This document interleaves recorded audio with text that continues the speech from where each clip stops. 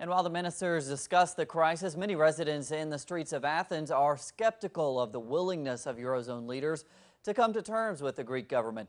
Nevertheless, many are standing by their government and the referendum, which voted down further austerity.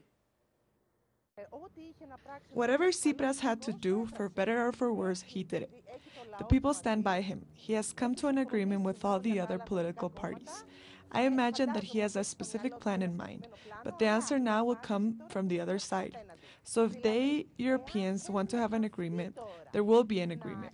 If, however, they have their own plan and they are ready for a split and for Greece's exit from the euro, with whatever consequences for Greece and for the European Union, the Eurozone, then so it will be. And for more now on the situation in Greece, we turn to Professor Spyros Marchetos in Athens. He has been a member of the Greek Parliament's Debt Truth Commission, and he teaches history at the Aristotle University there in Greece. Professor, thanks so much for joining us. Let's begin to start with what's happening there in Brussels. Do you think the big no vote on Sunday will enable Prime Minister Tsipras to get a decent deal from Eurozone leaders, including debt relief? That's the big question. Yes. Hello, do you hear me? Do you hear me? I do hear you. I do hear you. Yes. It is very difficult here because people really do not know what tomorrow will bring, but with the strong result in the referendum for no, the government has got the obligation not to sign a deflationary program like the ones that the European Union demands and which have led Greece to this nightmare. In Greece, more than 60% of the young people are unemployed. We have more than 25% unemployment in general, and the income of the country has also dived more than 25% in the 5 years that Greece follows this policy that was dictated by the Troika. The Greek people said no to that. And the Greek government does not have a mandate now to accept the continuation of these programs. On the other hand, the European Union insists that we have to accept such programs, that if the old women don't lose another big part of their pensions, for example, the European economy will fall. But the Greek people have decided that this is not a way to proceed. This is a vote that potentially has opened the road for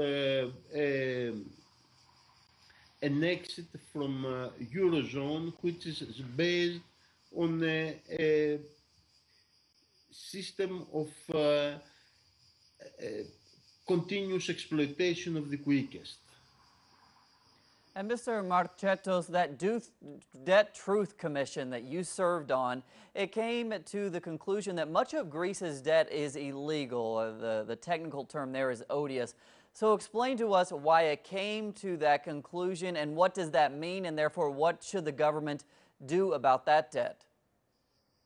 The Greek Debt Truth Commission that was constituted by the president of the parliament, Zoe Konstantopoulou, came to the conclusion that the debt that was concluded in the last 5 years, in these years in which the country does not have real sovereignty, is not only illegal and unconstitutional because it was contracted against the provisions of the Greek constitution and against many laws and in breach of human rights, but also it is an odious debt, and also it is an illegitimate debt.